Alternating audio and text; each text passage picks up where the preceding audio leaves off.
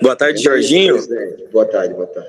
É Felipe André aqui da Rádio Bandeirantes. Jorginho, mais uma vez competição de mata-mata e eu queria te perguntar sobre a diferença, né? A diferença de administrar uma vantagem contra o Nacional, que o Atlético teve essa oportunidade depois de ter vencido o primeiro jogo, e agora contra o Corinthians, né? Quais são as diferenças de ter enfrentado a equipe uruguaia e agora enfrentar a equipe paulista?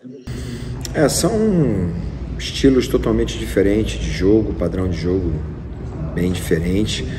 O mais importante é que a gente conseguiu, né? É uma pequena vantagem, não é uma coisa que nos garante de forma nenhuma. A gente sabe do momento que o Corinthians está passando também, né? Vindo de resultado em Libertadores ruim, né? Perdendo também no Brasileiro, e sabe da pressão que existe e o quanto eles querem vencer esse jogo. Para eles é importante, mas para a gente também é muito importante.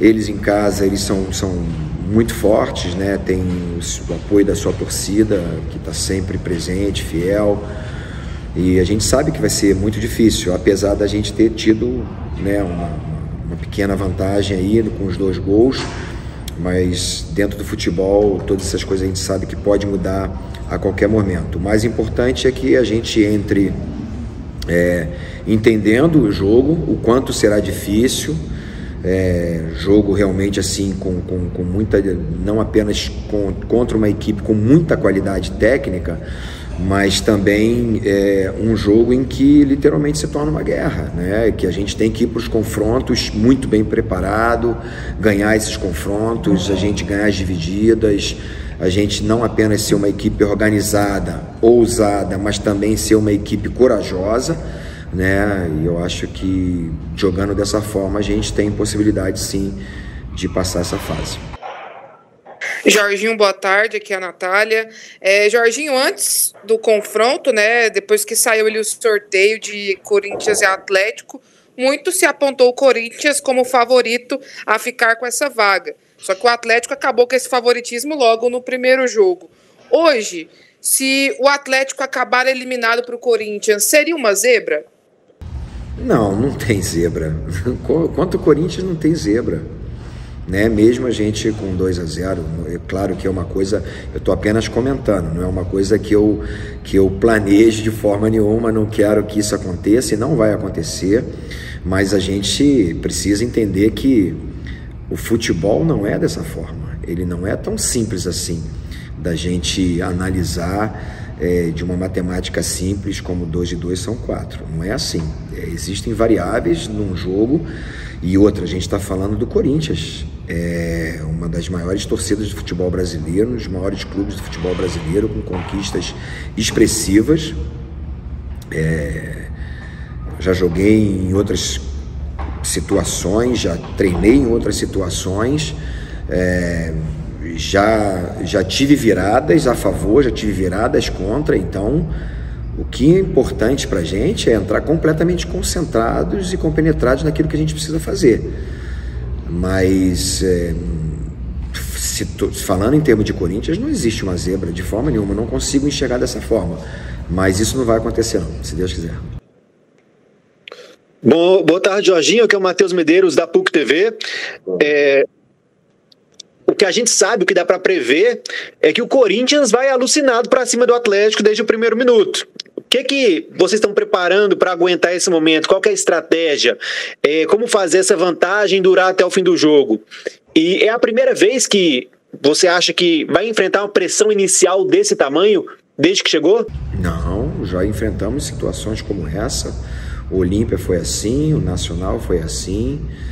Muitas equipes, por exemplo, o Flamengo joga dessa forma, com marcação linha alta o tempo todo.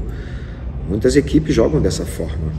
O próprio Bragantino, por exemplo, a gente tendo ganho, eles jogam marcação linha alta, uma equipe muito ofensiva. Então, não é diferente. Você falou em termos de alucinado, né?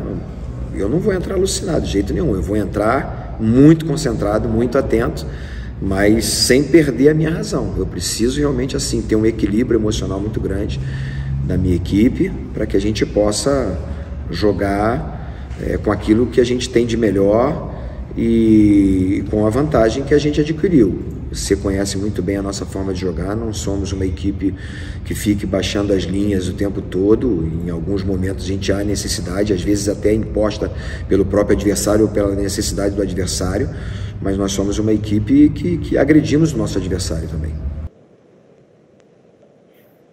Jorginho, a gente sabe que dentro do jogo, né, temos variáveis, a arbitragem, o comportamento do jogador, o ambiente de torcida. Mas eu queria saber, antes do jogo, a principal responsabilidade é do treinador? E eu gostaria de saber se você, com toda a sua experiência, ainda sente aquele friozinho, que a gente fala, friozinho na barriga, antes de um jogo importante como esse. Boa tarde.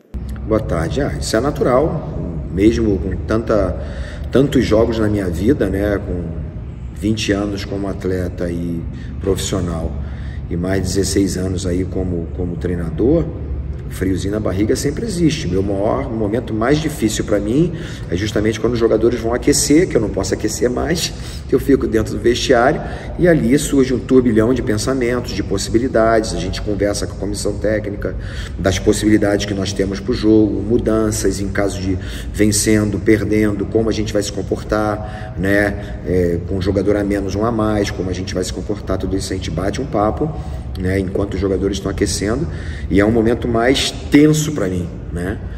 Mas assim, a responsabilidade passa a ser de todos ali, não tem essa responsabilidade. A responsabilidade maior do treinador, naturalmente, é treinar os seus jogadores muito bem treinados, dar todas as possibilidades para eles, para que eles encontrem os melhores caminhos para se chegar ao gol, se defender muito bem. A equipe precisa estar muito bem organizada, então isso é um trabalho tático do treinador. A decisão de o que vai fazer no jogo é especificamente do atleta, né? A não ser que seja uma determinação de uma jogada ensaiada, de uma bola parada, né? Aí sim, aí eles precisam obedecer aquilo que foi programado. Já o primeiro lance da falta vai ser dessa forma, então eles precisam cumprir aquilo ali exatamente como devem.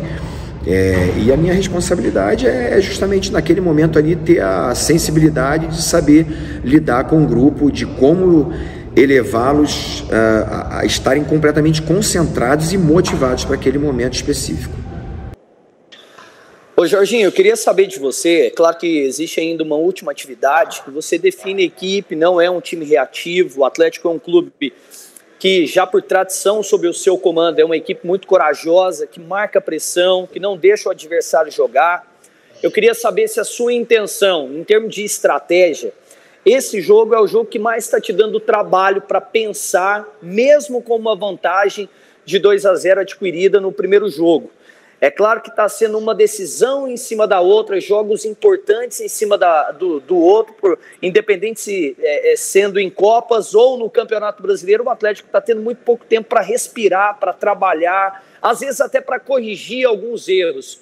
Eu queria saber se esse jogo, de forma específica, pelo curto tempo, é o jogo que mais está te dando um trabalho para montar uma estratégia pensando na importância de se colocar o Atlético pela segunda vez na história dele em uma semifinal. Jorginho, bom jogo. Obrigado. Com certeza um jogo muito importante para a gente, porque se trata de um adversário do tamanho do Corinthians, no momento difícil que eles estão passando, então a gente tem que saber aproveitar muito bem essa situação e a vantagem que nós construímos no primeiro jogo. Mas a gente não consegue suportar, por exemplo, uma pressão durante 95, 100 minutos. É difícil, né? Você ficar de uma forma reativa. Então, como você mesmo abordou, debaixo do meu comando, e já é um padrão do clube, né? Essa questão da gente jogar ofensivo. E a gente tem estudado bastante, saber como lidar. Eu acho que a coisa mais importante que nós vamos ter nesse jogo é justamente esse equilíbrio entre a vantagem que nós temos, mas da forma de jogar que nós vamos colocar em prática no jogo. Obrigado, Jorginho. Valeu demais. Valeu.